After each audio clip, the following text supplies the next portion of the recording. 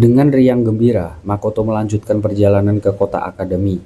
Sementara di tempat lain, Tomoki terlihat baru pulang dari perang.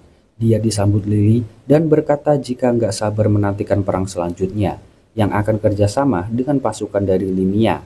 Mereka lanjut ke camp untuk perjamuan sebelum perang. Dia pun disambut Lily dan langsung rapat.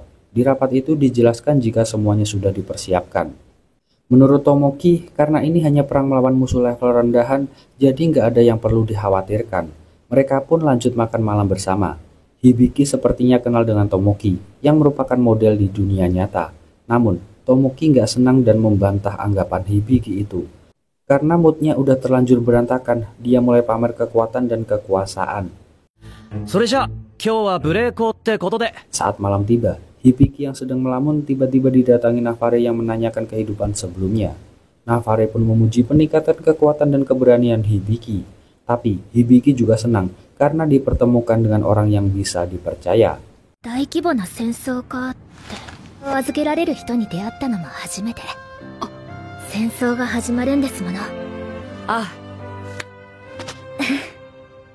Tomoki memimpin seruan sebelum perang yang diikuti oleh semua. Semua teman-teman Hibiki memperingatkan agar hati-hati, karena sebelumnya banyak anggota yang gugur di sini. Perang pun beneran dimulai, tapi Hibiki malah merasa curiga karena musuh yang lemah itu. Dan benar adanya, Rona yang merupakan putri dari kerajaan Stella menjebak mereka dengan cara.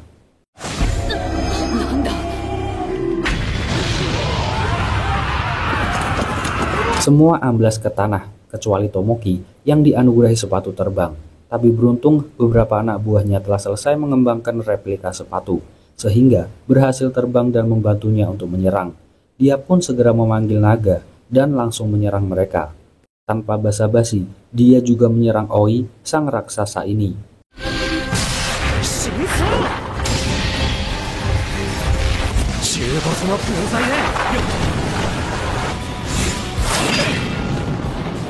Tapi untungnya, Woody dan Chia mematuhi instruksi Hibiki untuk mempersiapkan teknik melayang sebelumnya, hingga mereka pun bisa kembali ke permukaan dan membantu Tomoki. Karena dikeroyok, Io sang pemimpin akhirnya menggunakan jurus terlarangnya, yang membuat kekuatan Tomoki dan Hibiki hilang begitu aja.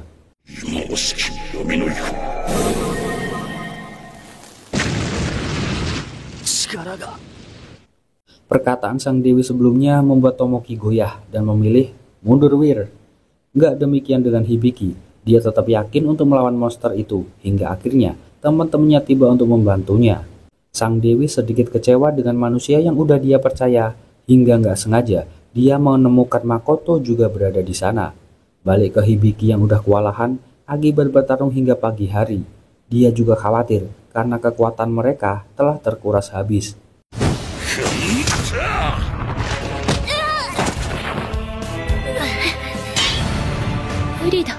Di dalam benteng, Rona menanyakan keadaan wilayah yang dijaga Sophia, hingga muncullah cahaya dari Dewi yang tiba-tiba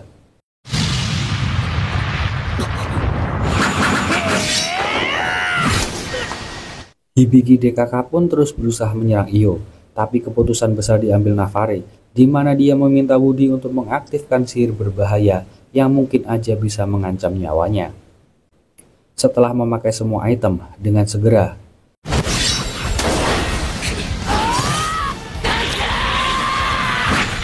Io nggak menyangka jika manusia memiliki sihir rahasia yang membuatnya kewalahan, hingga akhirnya dia terpaksa berubah ke level tingkat selanjutnya. Tapi Navare segera meminta Woody untuk mengajak semuanya pergi. Sambil terus menangis, dia dijelaskan jika segel mawar Navare akan memberi kekuatan tanpa batas, tapi nyawanya lah yang akan jadi pengganti. Terbukti, ketika dia berhasil membakar sang monster, dia sendiri juga harus menjadi korbannya.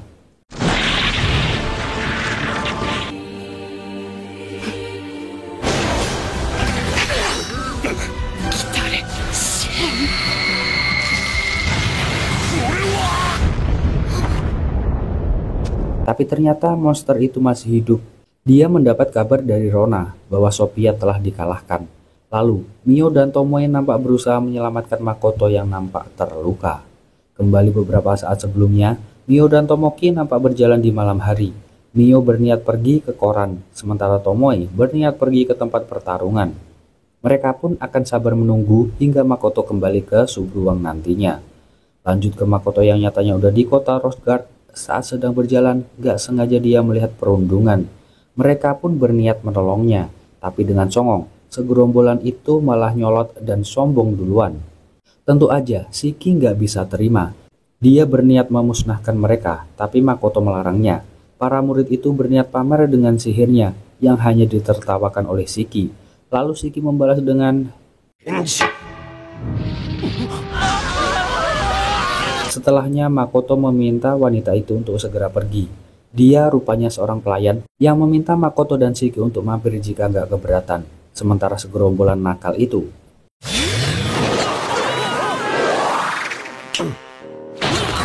Shiki mengingatkan agar Makoto nggak selalu ikut campur dengan urusan seperti ini. Tapi Makoto merasa terganggu dengan tatapan gadis itu. Dia pun segera pergi untuk mencari penginapan. Dia juga berniat sekolah di sana agar bisa menjadi penduduk dan membuka toko barunya. Tapi sepertinya Makoto salah paham bahwa info yang sebenarnya adalah penerimaan guru baru. Lalu terlihat seseorang sedang menantikan kehadirannya. Seperti di negara Konoha, lowongan di sana ternyata banyak pula peminatnya. Saat interview, Makoto mencoba menanyakan lowongan selain jadi guru. Tapi sikap jutek dari orang itu membuat Shiki murka. Lalu datanglah seorang wanita yang meminta maaf atas kelakuan rekannya dan coba membantu Makoto. Setelah melihat CV dari Makoto, wanita itu menyarankan agar Makoto mendaftar di bagian taktik. Tapi Shiki malah memilih bagian tersulit, yang membuat wanita itu dan juga Makoto sendiri terheran-heran. Ujian ini akan berlangsung 3 hari. Setelah dijelaskan tentang berbagai peraturan, para peserta dipersilahkan untuk segera ke lokasi. Setelah dipindahkan, Makoto segera melakukan eksplorasi dan menyatakan lokasinya aman. Dan melihat peserta yang lain sangat jauh lokasinya. Keberuntungan nampak berpihak padanya, terlihat saat bola merah melayang-layang di hadapannya. Setelah membaca petunjuk untuk menangkap bolanya, dia memutuskan untuk menggunakan serangan fisik. Tapi yang terjadi...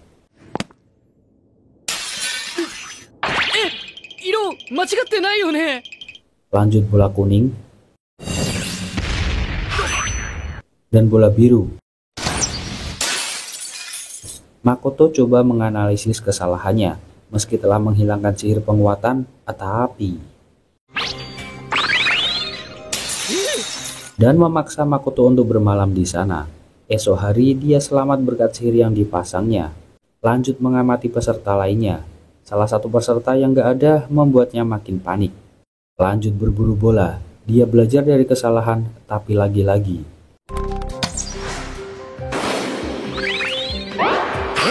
hampir frustasi, tapi Makoto coba untuk konsentrasi lagi. Dan hasilnya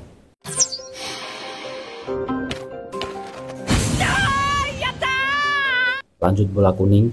Dia coba melemahkan sihirnya hingga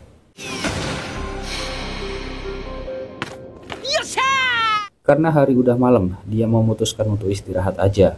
Esok hari, ia dikejutkan oleh manusia berjubah hitam yang langsung menyerangnya. Tetapi rupanya dia memang ditugaskan memberi ancaman agar para peserta mundur.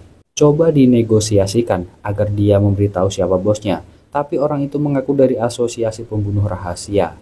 Karena dianggap menghalangi ujian, dia diberi pelajaran dengan cara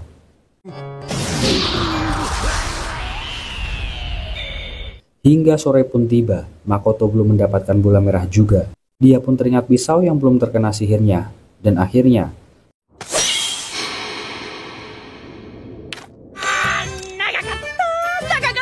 saat kembali, semua orang sedang menunggunya. Tapi mereka semua berkumpul untuk mengundurkan diri. Dan penjaga pun tercengang karena Makoto berhasil mendapatkan 3 bola yang jadi target utama. Akhirnya, dia pun diterima sebagai guru sementara. Karena masih cukup waktu, dia ingin makan di tempat wanita kemarin. Tapi nyatanya, penjaga itu nampak akrab dengan wanita yang dibicarakan Makoto. Itu dia Cis rekapan kali ini. Makasih buat yang udah nyempetin nonton dari awal sampai akhir. Kita ketemu lagi di video selanjutnya ya Cis. Adios, pamitos.